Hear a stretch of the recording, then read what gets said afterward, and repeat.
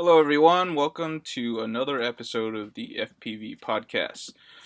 This week, we're actually going to continue on our beginner series, is what I'm kind of gonna call it, because you've already met Paul. He was the first episode in which we kind of just talked about FPV in general, just to give you a taste of it. We got a lot of positive comments. A lot of people enjoyed it. So what we're going to concentrate on this week is how to build a quad. Except we're not actually going to talk about building the quad. Before we actually get to that point, we just want to really talk about all of the components of the quad, get down the terminology, and what's kind of hot right now. Guarantee you in about 4 months, this will actually be out of date, and we would probably have to do another one because the technology changes so quickly through this. But it's kind of hard, and a lot of people have already told me this via just messaging, is that when you start, getting on Reddit and start reading forums, is that so many people throw so many terminology things that you just don't know about until you actually read a massive amount. You got like VL Heli, One Shot, KISS, KVs, 2206s. These are all things that to a new person might not make sense right away. So what we're going to concentrate on is getting some of this terminology down and explaining some of the components to you. So I've already talked too much. I'm going to go ahead and let these two introduce themselves, and then we can get into the podcast. Paul, why don't you go ahead and go first? Okay. Hi, I'm Paul. I've been flying FPV since just about March of this year, but since then have been to probably 10 different racing events and built, I think, probably 4 or 5 quads and rebuilt each of those probably 5 times, and have a passion for telling the story of FPV racing, not just from the successes, but all of the trouble that goes along the way of reaching reaching the ability to actually make it around a course. You can find my whole story on YouTube, but we'll come back to that later, I think. Cool. Zach, why don't you go ahead and How you guys introduce doing? yourself?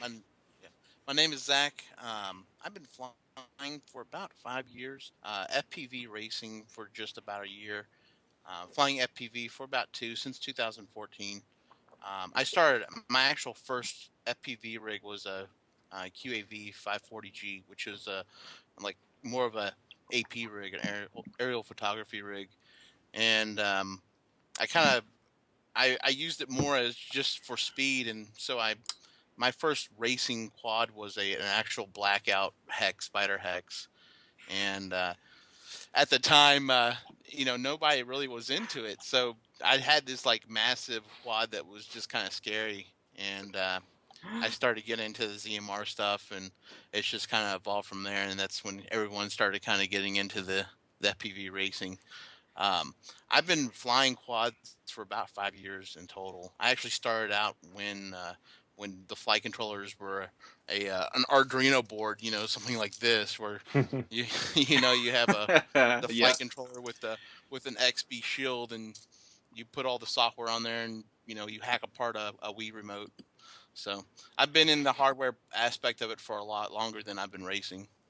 that's cool. That's cool. So you can tell that both these are pretty passionate people about it. Zach obviously has a lot of experience. Me, I personally have been in the RC sports for quite a while, but really flying, I'm also like Paul, probably almost just about a year of experience, really dedicated trying to learn this stuff and trying to become fairly decent at FPV.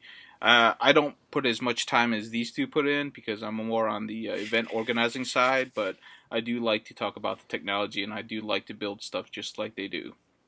So let's go ahead and we're just going to step down through the components and we're just going to really briefly touch on each component, but some of them we're going to touch on more than others. So the first one we're going to talk about is the frame, just because that's kind of like the skeletal structure of the entire quad or multi-rotor. It could be more than a quad. Zach said he started with a hex, which means it had 6 motors instead of 4. That's pretty uncommon for Zach. You're just crazy. See, look, I told you you're a speed demon because that's really uncommon to start with a 6-motor craft. Those are actually pretty hard to tune.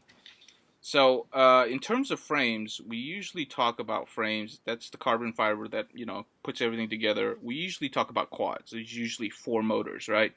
And everybody has their own favorite brand or they like certain things. So for me, I'm just gonna gloss over it pretty quickly. Paulo or Zach, do you have anything you want to say briefly about frames that people should definitely know about? Just if you're starting out, start small. Start with something that's cheap. Don't go out and buy a Ferrari before you're ready to fly it. Definitely. What about you? Yeah, and my theory or my game plan with frames is easy to build and easy to repair. So like whatever I do, if I can't fix it when I'm at a race event and I'm gonna end up not being able to fly for the rest of the thing, then it's not worth it to me. So if it's a super complicated frame or if it's something that is gonna snap in a place where I can't just swap out that part, it has a lot less interest to me because I want to be able to repairability, if that's a word, is the thing that's most important to me. Cool. Durability is good too, obviously, but Yeah, most frames are pretty durable. I mean, I think both of you had ZMR frames, right? Mm-hmm. Because Still do. it's very affordable, and like for the most part, there are good kits out involved in it. So if you're looking for an affordable frame, that might be a good place to start. But you'll quickly start probably upgrading to other frames. But that's as Sure. much as I'm gonna say about that subject. After you choose your frame, whichever one you like, you're passionate about, or just something that whatever it is. Once you have that, what we're going to talk about next is the flight controller. So there's actually a whole lot of stuff to talk about for the flight controllers because right now this is probably one of the most changing elements on a quad. There's actually a whole brand new versions of flight controllers coming out. So just really quickly, can you two talk about what the difference between an acro version and a full-featured version is? You want to start off first, Paul? Sure. So one of the most popular frames on the market right now, and maybe not for long, I'm not entirely sure what's going to happen, is the Naze or Naze. I don't know who I say Naze in my head, but a lot of people say Naze. And it's called the Naze 32. It has both a full and an acro and an actually a mini version. The full version comes with a barometer and I'm going to mispronounce it, but I say magnetometer in my magnometer. Magnometer. And the acro version comes without those, but it's a little bit smaller form factor and is generally aimed at the mini quad market, whereas the full version is aimed at larger, bigger quads. And then the mini size is just a smaller version of the Naze 32 acro. Cool. Zach, you got anything you want to add? Yeah. Just when going with for what Paul said about the ones with the plus version being for larger frames. One thing to keep in mind is that you have to have the barometer and the magnetometer for the GPS to work correctly. So that's if that's the type of quad you want to build, you need to keep that in mind when purchasing a flight controller. Yes. Now for The magnetometer works. That's part of the compass, right? Mm-hmm. Yeah. That is the compass. Yeah. Yeah, the magnetometer is the compass, and for our particular topic, since we're generally talking about FPV racing, most of us actually don't need the full version. So, generally speaking, you'll actually save money buying the acro version. Would you agree? Both of you agree with that? Most definitely, and really, a lot of us, all of us that are pushing limits, we're actually disabling the accelerometers on the board. So, really, what it comes down to, the only thing we're using on the board is the gyros for stability, and the reason for that is we're trying to get the most performance out of the F1 boards, if you want to say. With the newer boards that are coming out, the F3, and what I mean by the F3 is the CPU that's on the board. It's the SMT32 F3, and all the older Naze 32s, and even the Rev 6s, Paul pointed out to me, are F1 boards, and even though that they've been around this long and they're still are able to perform, they're kind of reaching the limit to the software that's coming out. So Uh, guys like Boris B with the Beta Flight, they're really trying to find creative ways to pull as much potential out of those boards. Okay, So. cool. Anything else you want to add just about the acro and the full, Paul? No, I Okay. think that covers it for that. Well, so Paul covered acro and full for the naze boards, or not, I don't know, naze, whatever, whatever you call it. Generally speaking, what I find is that the racing FPV market concentrates on the naze side. There's also a competitor which is called CC3D, which most people, I don't know, it doesn't seem to be popular, even especially amongst the region that we are in. Most people stick with the naze boards and the accompanying software to configure it, which is CleanFlight. I think, Zach, do you have any experience with CC3D? I think you do, right? I do. CC3D at a time was the main board to get on the market. I mean, there wasn't a NAS 32. It was the board to get was a CC3D if you wanted to get into mini quad racing, and even for full autonomous type flying as well. I mean the the the ground station control software was really put together. It was I would say it was ahead of its time because the on the other side you had MultiWii, which was a Java-based application that almost looked like it was command line based. It was really kind of crudely put together. Yeah. And the CC3D had this really nice interface. It had this wizard that you just go through and click next, setting up all the different things, and you had a quad that would fly. But with the newer boards with Clean Flight or Beta Flight coming out, and then Clean Flight, um, the market shifted. It went from CC3D as being top dog to Clean Flight, Beta Flight now being what everyone's getting into. So now, Paul. Yeah. So what I think. Go ahead. Oh, sorry. So what I think has been happening is that the software is starting to push the boards a little bit. We're getting to the point where there's enough new advances in the community of software behind flight controller firmware that's starting to kind of encourage hardware to catch up a little bit. So back when CC3D was around, there was the firmware at that time was called Base Flight, which was by the Open Pilot project. Eventually, we came around and forked that, and we basically took a copy, cleaned it up, and created Clean Flight, and that became very popular for a long time and was running primarily on NAS hardware, though you could run it on a CC3D.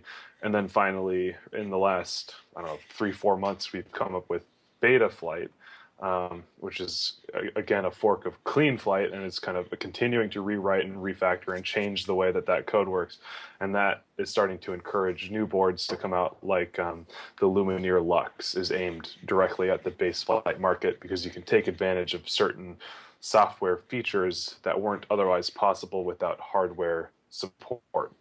But there's a million different flight controllers out there, and generally all of them will work. It's just one way or another that you have to fiddle with the software to get it going the way you want it, and that's where the fun part comes in. Is fiddling. No, that is not fun. you two may think it's fun. That is not fun.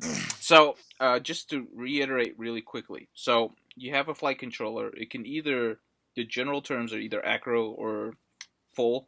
Is usually the general terms. The acro one just lacks the compass and the ability to use GPS, and it also what was the other one that it's the magnetometer, and what was the other one? The barometer. The barometer. Barometer. Yeah, those it helps with altitude.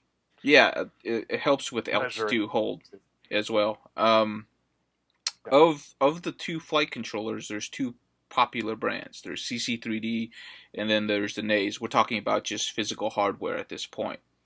Generally speaking, the CC3D boards will use OpenPilot as the software to configure it, and the NAS and the next generation of NAS boards, which are now turning into F3 boards, will use either base flight, clean flight, or now the newer Betaflight, and we'll get into that in a second. So, just for the purposes of what we're talking about, we're kind of ignoring OpenPilot and CC3D because all of the development and all of the fun stuff is actually occurring over on the CleanFlight side and the NASA and the evolution of that board. And so this is how I understand it, and you two can help me out. If it started with Baseflight, it forked over to the CleanFlight, then it forked over to Betaflight, but Betaflight isn't meant to replace CleanFlight, right? Is that how we understand it? Betaflight specifically for racing. I don't know. I honestly think that it wasn't in the beginning, but I don't. I think that the adoption of some of the things, the features that that Boris was putting out, uh, Dominic wasn't implementing them into CleanFlight as fast, and so what you saw was a shift from people downloading CleanFlight, going straight to the source and downloading Betaflight, and I think that that's where we're kind of at today. Yeah, I think it was originally intended almost as just some changes to help push along the slowness of what was going. Not necessarily the slowness, but maybe methodicalness. Right. And I was reading the other day that Boris kind of had posted that this is a beta program. I am never intending this to be stable. Like you can come in here, you can fly it, you can risk your quad going crazy, and generally they don't. But it is called Betaflight for a reason, Right. and so he is intending to continue to push the boundaries of multi-copter firmware. Yes, and hardware. And hardware. And really, the whole point of CleanFlight that was separating it from Baseflight was, there was no process, there was no coding standards around it. So Dominic really wanted to add those things into the code base, and I think he has adopted things from Betaflight. But again, the market is like, we want it now. We don't want to wait for the review process that Dominic has in place that he pulls over into CleanFlight. And we're all developers, so we know that process and how that works. So we are all developers, aren't we? Bunch of nerds. So there is a process, coding standards, and implementing new features, and sometimes it takes a little while, right? Are you on Betaflight, Paul? Yeah. You're on Betaflight. Zach, you're on Betaflight too, right? Okay. So, yeah, all of you are on Betaflight. Let's take a step back. In no way do you need to be a programmer to understand and build and get good at flying multi-copters. Sometimes it's nice to help to understand some of the more technical details that are going on, but 99% of the time you don't need any of that. Just throwing that out there for anybody that's hearing this and being like, oh no. You can do it. Yeah, actually, CleanFlight, they just redesigned their GUI. It's a very nice looking GUI. They did an excellent job trying to make it simple. It's still not super simple. It's not like idiot-proof simple, but you can get your way around with a little reading and some YouTube videos, definitely. Yeah, watch 2-3 hours of YouTube videos and you're done. Like you'll have everything. You'll know everything you need to know. Yeah. Although, so here's the funny thing though, and this. Let me see if this is true. It's actually really hard to tune your own PIDs when you're really starting out learning to fly because you can't tell if your quad's tuned or if you're just bad at flying. Is that true? That's hard to say. See, I think what it comes down to is that most people don't know that their quad's out of tune. Yeah. And I think what it comes down to is, as you evolve as a pilot, you kind of understand what it should actually be doing. And I mean, you look for ways to make it do whatever it's doing better. Right. Like I guarantee you, if I let one of the pro guys fly my quad, they'd be like, "This is shit." But to me, I'm like, "This thing is the best it's ever flown." Yeah, right. That's exactly right. Everybody has their own tune. It's a little odd, but it's kind of cool in a way. So we've talked a lot about kind of where it is right now. Betaflight is kind of where all of us who want to be on the edge of where technology is. let's just go ahead and talk really briefly about chipsets. We kind of already covered this. The F1 birds are kind of where we're at. Those are the Naze 32s on the market. They're also really affordable right now, and they're also dropping down in price because we're moving now to an F3 chipset. So it's just kind of like your computer, right? It's just an upgrade in processor, except, an upgrade in processor also allows us to switch to different ways to, how do you say this? You guys gonna have to, like PIDs. How would you explain PIDs to ESCs to motors? Because you tune PIDs in the flight controller, but it's really there to control ESCs, which we haven't covered yet, and we'll cover in the next step. How would you explain that to somebody that's new? I could describe PIDs really quick. So basically, what's happening with your quad, and let's just talk about it in terms of auto leveling, because that's usually the easiest thing to understand right away. Is that so? Let's say that this is center, and as you move away from center, your quad wants to correct for that, right? Well, what happens is that you want it to correct aggressively, like you want it to come back to this point as fast as you can. Okay, and so the P value in PID is controlling the aggressiveness of that correction, right? But what happens if you get that P value too aggressive? What's going to happen is it's going to overshoot, and you're going to start to get this crazy oscillation when there's a lot of power being given. So it kind of goes, and you can hear that if you go. There's plenty of videos that people are explaining this, where you can see quads with too high of a P value that are too aggressive, where it just, and it does scary things. So you want to have the P value generally, in my opinion, ends up being the most important, because you can take care of 80% of the work just by getting that locked in to where it's snappy, but it's not so snappy that it's overcorrecting. The I value ends up being essentially what's a smoothing factor. It's a drift. So as you move away and it corrects, it's going to slow it down a little bit as it comes back to wherever it's supposed to be. So it kind of the term is integral, and it basically slows down the correction.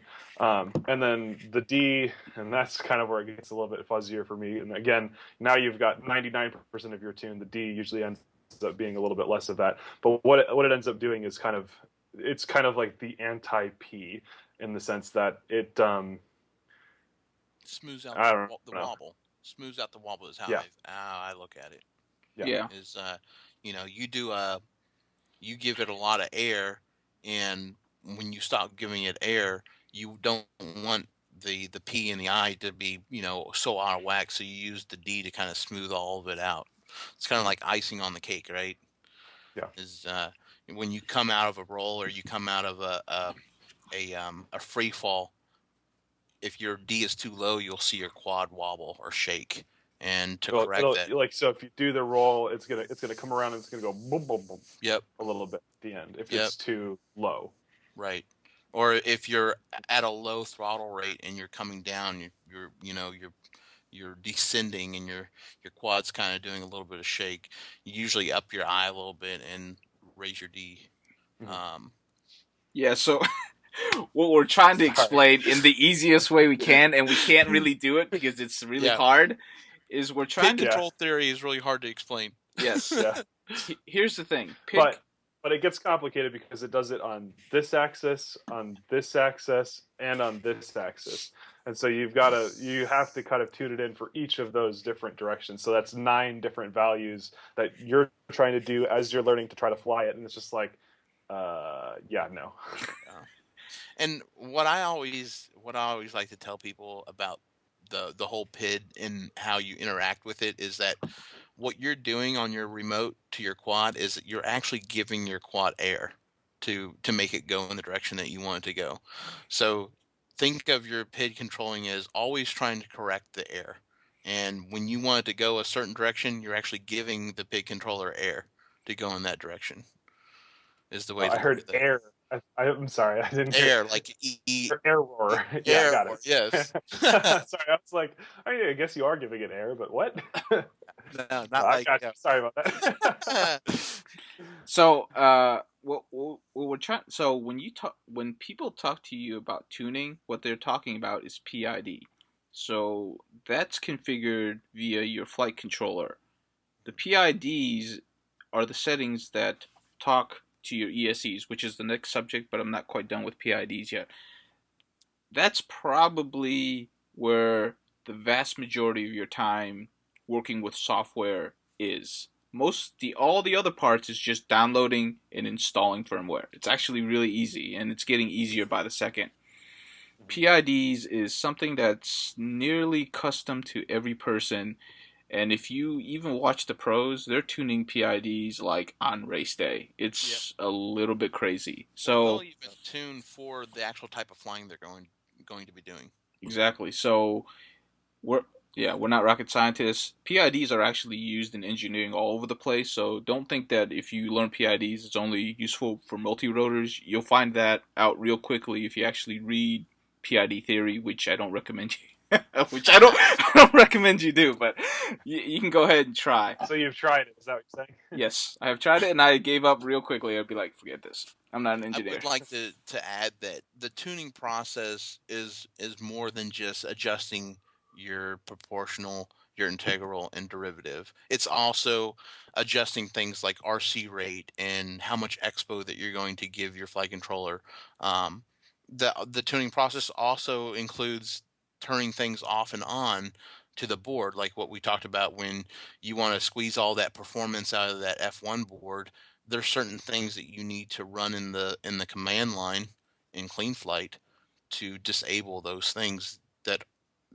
There is no option in the GUI to turn off. So Now, Zach, I know for a fact you kind of have your own checklist of things to tune. Do you just want to quickly go through them, and then I'll ask you, Paul? sure. So I always start with the default PIDs. I like PID controller 1, which is the rewrite multi-wii rewrite. I usually start with the defaults. I set my RC rate and my roll and pitch rate to 0.65 and my yaw rate to 75. And now these are settings that I would set for somebody that wasn't either, They're new. just new to quads or hasn't really ever flown before. And then I would set my loop time to depending on what ESCs that they're running, but generally you can get away with just about any ESC at 1600 for my loop time. We'll explain loop time in the next part, Yeah. but go ahead, keep going. And then I would also adjust my level, which is it says level. It's under the P setting, but it's not part of the P controller setting. But I would adjust that down to 2 from 5.0 to 2.0. And what that does is that kind of smooths out the auto level. So again, this would be like a setting for like if I were to hand this quad to somebody that I didn't really know how good they were at flying, right? I would also go through and set up a couple of the modes for like auto level. If the quad has a beeper on it, I would turn on a beeper. And this is binding it to a switch on the remote. I would also find out whether they preferred a arming with the sticks and disarming with the sticks, or having a switch to disarm and arm, and that's also set up in the modes. Cool. Is that about it, or you got more? Yeah, that's about it. If I were to do a personal tune, I would go out and actually fly the quad and tune the quad based off the flight characteristics. I would also turn off my accelerometers, and my barometer if I had one. Yeah. Auto level doesn't work when you do that, by the way. That's what he's doing. Yeah. And I would do those things from the command line. Yes.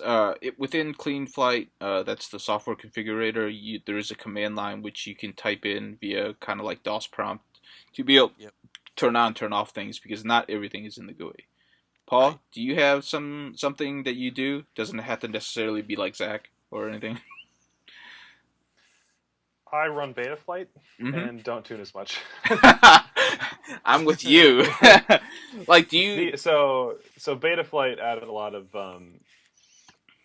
software improvements that made PID tuning not I'm not going to say not as important, but not as hard to get something that's very flyable. So by using that, I spend a little bit less time on my PID tuning and more time on my flying, though I need to go back and really hone in. But yeah, one thing that we could talk about maybe in a future episode is using Black Box, which is a logging software to help you tune, because you can visualize it a little bit better than when you're up in the air flying, trying not to crash. Yep. Actually, But that's one thing that I've learned very quickly, just fooling around with it in general, is that out of the box, like Betaflight using LuxFloat, out of the box without no tuning, feels pretty good. I mean, especially if you're new, it'll feel responsive enough to where you really don't have to fool with it too much. It's really when you want to push the limits of how good you are and how much you want your quad, to perform, that you start fiddling with these things. And right. even then, I would tell you that, like, I have never done a tune in which I didn't hand it over to Zach and say, "What do you think?" Right? Because I actually value another person's opinion on the tune. So something to think about. Yeah, and a lot of my friends will let me sometimes fly their quads, and just going from person to person, everything feels completely different than the last thing. I mean, everything, like the controls are all the same, but everything there's just a slightly different feel. It's like getting in someone else's car and driving it, but to a bigger degree and in 3 dimensions. It's very, very interesting. Right, because even the remote could be different, right? Yep. Mm-hmm. It's true. All right. The way that they scale each of the inputs, don't worry about how other people's things fly. Just make yours fly the way you like it. That's the most important part. Master your own quad. Okay, we talked like literally 20 minutes about flight controllers. It's a complicated subject, and what's really awesome in 2016, if you're interested in this stuff, you're going to have like a bazillion different options. It's going to be crazy. You could have like probably 5 or 6 boards competing for the mass market of wanting to be the next Naze 32. It's going to be crazy. I don't know. Choose one. Go have fun with it. So moving away from the flight controller, what the flight controller talks to, and we've kind of already touched on this because it's really crucial, the interaction between the flight controller and the ESCs. ESC stands for Electronic Speed Controller. So the flight controller is smart enough to talk to the ESCs, but the flight controller cannot talk directly to the motors. So you can think of the ESC as a translator, and it's also a way to supply power to the motors in which the motors can understand. I'm going to let Zach and Paul explain this a little bit better than me, but can you go ahead? Hey Zach, can you go ahead and talk about ESCs, and also since you've already talked about loop times, why don't you kind of just describe what loop times mean as well? Sure. So the basics of how an ESC works is that it takes a pulse width from the flight controller and converts it into a step that it sends through. That's why you have 3 wires that go to the motor, because at any given time, only 2 of those wires is activated. Now, of course, this is happening very, very fast. So that's how you get the effect of it. It's actually pushing the bell around the stator. And in return, you get a rotating motor, right? What the loop time is that is the speed at which the flight controller sends a correction to the ESCs.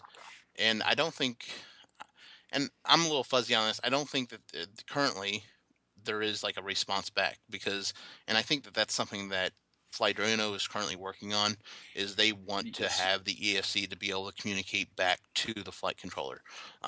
So right now it sends a signal to the ESC. The ESC makes the correction, and the whole goal is to get that speed as fast as possible. Right?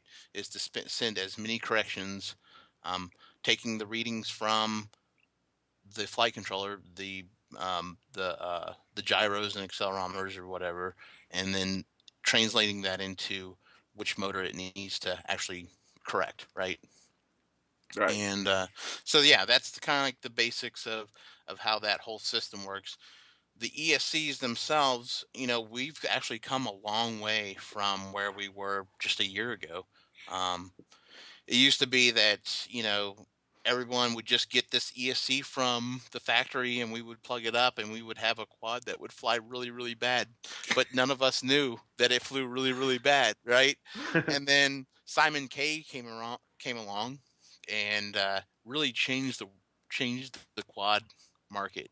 Um, this is when quad racing really started picking up, and being able to control those airs coming from the flight controller to the motor, the speed of that picked up. We were able to do some really cool things with that as far as how your quad would fly. Quads just flew phenomenal at that point. Go a little bit further, and Flightrino releases the KISS ESC. Along with that, it was the one shot enabled ESC, right? And it changed the entire market. Um, Everyone overnight saw the improvement of what one shot, and it was like a craze that everyone needed to have this one shot enabled ESC. All right, Of course, you're gonna have to explain one shot to both of you because that's something that a lot of people actually get confused on. so yeah, I know, and it's still again, this stuff is like things that I picked up on, and I might be wrong, but I believe one shot is just the communication speed, right? Like Yeah. how fast that PWM signal can go to that ESC, and along with the one shot, uh, there was also something called active braking, which is something that ESCs could have been doing all along. But and for the most part in the car world, the RC car world, they were doing where you would hit your brake and the motor would slow down, right? And all it was doing is applying a force to the motor to slow it Yeah, down. without active braking, you're essentially waiting for friction of the air against the propeller to stop the motor. Yep. With active braking, what it's doing is it's actually applying a reverse electronic current to intentionally slow the motor down. And this allows you to have much, much finer tuned control over everything because everything comes out of motors spinning. So if you can control how fast and how slow each motor spins on a dime like that, now you have infinitely better control than if you're still waiting for friction to slow each motor down. Right. Yeah. So and that was the first time. So when I first started flying, I used Simon K firmware, and then shortly thereafter, I finally tried something with damped light and with damped light is a term for active braking, and it was just a night and day difference. Like I could not believe how locked in every single angle I told my quad to go into felt. It was just insane. Yes, and we the whole BL Heli was born, right? Like BL Heli had been around alongside with Simon K, but not really a whole lot of people were paying attention to it because Simon K was coming pre-shipped from the factory on the ESCs at that point. BL Heli was just another little project off here that, a bunch of guys are working on. Now I would say that BL Heli triumphs over Simon K. Oh, definitely. Yeah. So And yeah, just before you go any further on that, I just want to reiterate something really quickly before we get into BL Heli is that so within all the ESCs, there's obviously software that needs to run it. So when we talk about Simon K and BL Heli, what we're talking about is the software. We're talking about the firmware running on the ESC itself, and then we're just changing certain configurations on the firmware to enable and disable features. Okay, go ahead. Go ahead. Are both of you using BL Heli? Paul, are you using BL Heli now, or you don't care? I use BL Heli. He does not. I use BL Heli on anything other than my Alien, right? Because my Alien is running the KISS ESCs. Okay, so that's actually kind of an interesting note. KISS ESCs are really popular if you want to pay for them, and they're kind of like a black box. They have their own firmware and they don't share it out to anyone, right? Is Right. that how? It's a closed source. It's a closed source product, right? Yep, it's Or made is by Flydrino, company out of Germany, and they make really good ESCs and they make really expensive ESCs. now I will. Can I go in on that a little bit? Because Go. I will say this. All right. So a year ago they released the Kiss ESCs, and let's see, one, two. This was the result of Kiss ESCs. Is we had burnt up Those, ESCs. Doesn't those have matter. all been on fire at one Yes, point in at their one point, lifetime. and a lot of the time it was just right after a simple crash. And I mean, a simple crash should not cause your ESC to burst into flames. Okay, that was about a year ago. They went back to the drawing board. They released the 1.2. There hasn't been problems since, right? They added a bunch of filters to do that, and then let's see, where is it? Sorry, my quad is kind of in pieces. You can't really see the 30 amp ESC, but it's under this heat shrink here. The 30 amp ESCs were released, and I don't think I've ever seen anybody on the RC groups complain about them bursting into flames like the 1.1 versions of the 18 amps. And I tell you what, like just not having to deal with BL Heli and all the time it saves me in tuning that process, I love it. I'll pay that extra $10 for an ESC. What about you, Paul? You haven't converted over, so what do you think? What? Um, the two things, Money? the two things are, one, I was initially pretty burned on Kiss ESC's lighting on fire. I didn't want to pay literally $30 to buy one of those and have it just poof in the lightest of crashes. Second is, I like cheap stuff because I like to crash stuff, and when I crash stuff gets broken. And so if I can have my focus, like I said at the beginning, on fixability and on cheap, but with a nice little edge of durability, then that's the sweet spot for me. So I'm okay fiddling around with BL Heli a little bit if it means that I can buy a $10 ESC instead of a $30 one.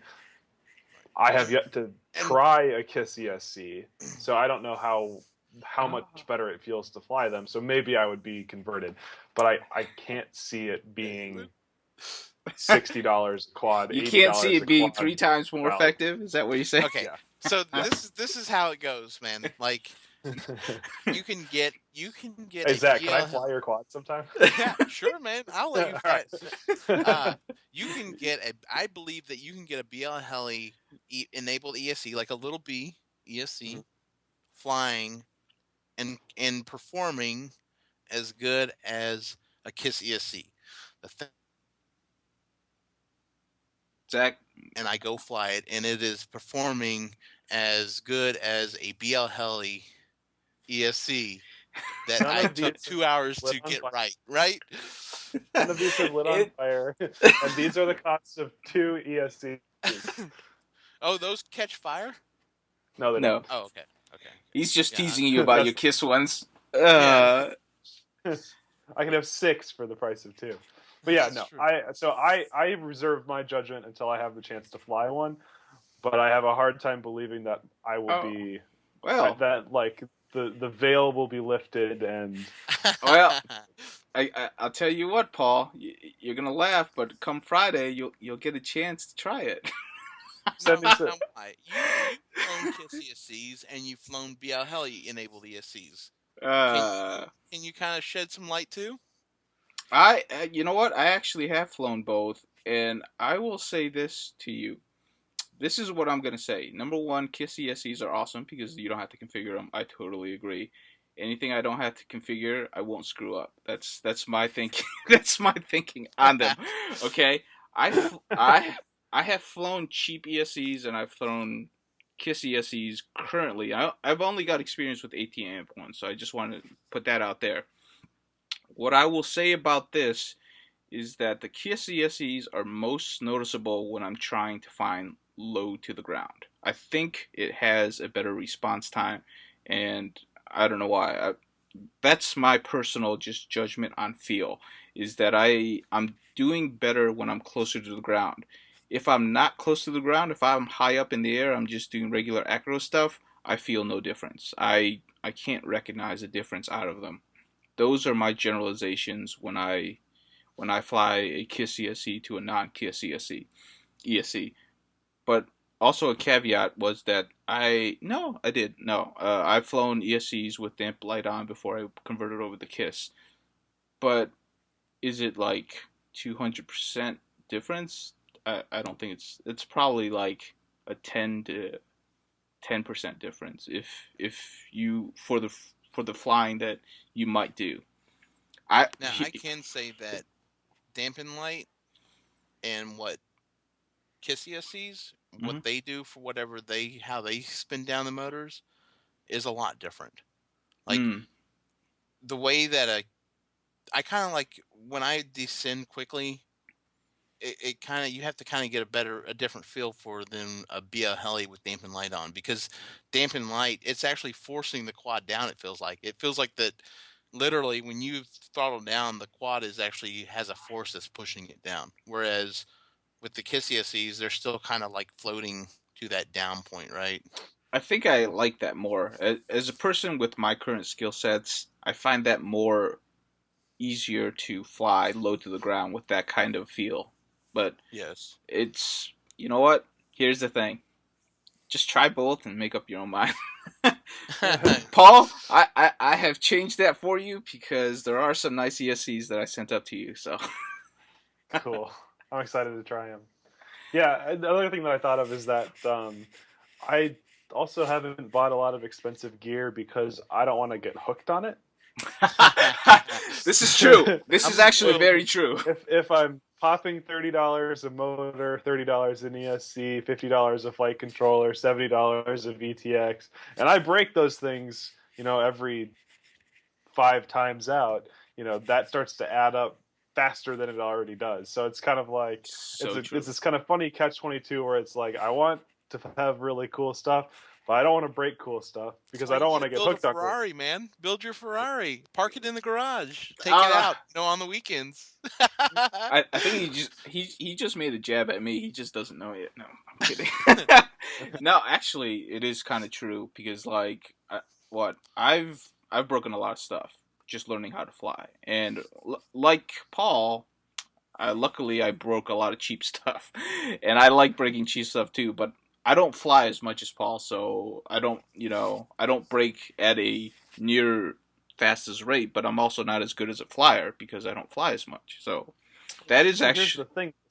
I don't think my crash to fly ratio is going down much because now that I've improved, I also try to do dumber stuff. So it's cooler like, stuff. Even as I get better, I still crash more because I'm trying to cut out that extra second or that extra you're pushing the or whatever, edge.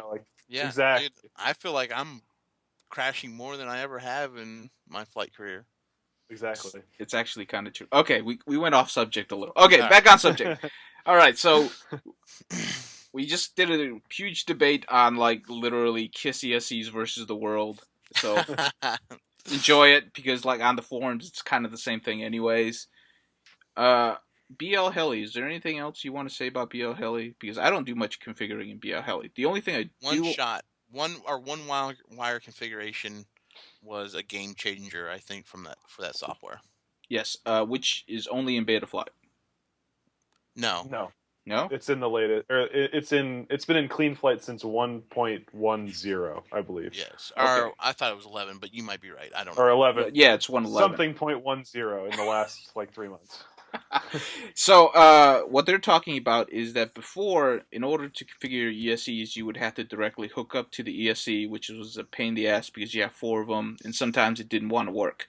Now what you can do is you can hook up to your flight controller, which has a USB port, which is super simple, and your flight controller will route communication to each ESC, so you can do it with just one wire, in a configurator that you kind of already know. It made things super simple. Really nice. Yes. Generally, okay. So, quick opinion: if you're starting out, would you fiddle with ESC configuration at all? No, I would buy something that was already pre-configured. What about you, Paul? What do you mean pre-configured? Like Where I would would buy you something buy that was known something? to work, like RG20s and you Okay. know, Sunny Sky 2204s. You know. So what he's saying is that certain manufacturers and vendors will make sure that it has the latest current version of that firmware installed on it and ready to go, so that when you get it, you don't have to connect to it and configure it and update it. All you have to do is plug it in or solder it on, and you're good to go. Mhm. Is that what you're saying? Yes. Perfect. Yeah, I agree with that. 100%. Yep. Okay. So, really quickly, loop time is just how quickly a message is being sent to the ESCs. Simon K and BL. I'm generalizing. Simon K and BL Heli is basically firmware. One shot is designed to increase communication via frequencies, which go read it up on it. But that's all it is. You turn on one shot, and if your ESC supports it, things will work faster. Kiss ESCs are really popular because all the pros use it, and that's why there's this argument of stuff. They're And good. they're good. They're good, but like it's still gonna argue because there's a whole bunch of other people competing for the same space. But Kiss ESCs are one of the big names. Did I? I think I got everything right. Yeah. I don't think I. I don't Yeah. think I don't think I missed anything. Oh, really quickly. When you buy, go ahead, Paul. If you have I was something. going to say, if you buy an ESC today that's not a KISS ESC, make sure that it has a BL Heli bootloader. That's a pretty useful thing these days with the thing that we were talking about with one wire. Yes. A lot of the So knockoff you ESCs. don't need to know what that is right now. Wait until you get more into it. Make sure that it has a BL Heli bootloader. Mhm. Or a Simon K bootloader, right? Yeah. Simon K will actually support BL Heli. Is that true? Yes. Yes, but you won't be able to use the one wire stuff through Uh, Clean Flight. Yeah, you have to use BL Heli software to flash the BL Heli bootloader. okay. So, So you'll save yourself a step by getting something with a BL Heli bootloader, like a Little B or an RG20 or other stuff. cool. Oh, the other thing I would add is when choosing an ESC, find an if you know a little bit about electronics, find an ESC that has the SI Lab chipset, not the ATLML. Why is that? Because there is, and I don't know if they fixed this problem, but ATLML ESCs, which is like the older style chip, they have what's called the chirp bug, where at if you don't adjust your min command and clean flight, your motors will actually like make this like chirping sound that's really annoying. Just I did not know that. Well, yeah, okay. Okay. Cool. Uh, one last thing that I thought of. In general, 20 amp. For 5 inch and below, 30 amp for 6 inch, 6 inch. You can get up like I've seen like 50 amps already, depending on. But like generally speaking, when you're flying multi rotors of our sizes, it's usually 6.54 inch propellers. Would that would you say that's fair? It's like 20 amps for anything 5 inch and below, and then if you're gonna go up to 6 inch, go ahead and move up to 30 amps. I think that that's fair. But I think If if you're you know what running you're 2208 motors yes on 6 inch, you could probably get by with 20 on 4 cell. no well I don't know. Depending on It depends on what you buy, right? Like RG20s, I think they would push 30 amps all day long and not ever blow up. yeah. You put that on a budget ESC, that thing's Yeah. going to melt down But after hitting 20 amps, right? yeah. Only fly for like a minute, touch everything, make sure it's not burning. Fly for 2 minutes, touch everything, make sure you can touch it. Fly for 3 minutes, do the same thing, and if you're good after 3 minutes, then go ham. Go ham. By the way, RG20s, what he's saying is the Road Geek 20 amp ESCs. RGs are Roto Geeks are pretty popular. I see. Another branded one, kind of mid grade expensive. I'm just talking about price. Good quality though. All right, I'm going to stop right here because believe it or not, we've already talked for an hour, and then we'll pick up in part two. So I'm just gonna quickly stop this.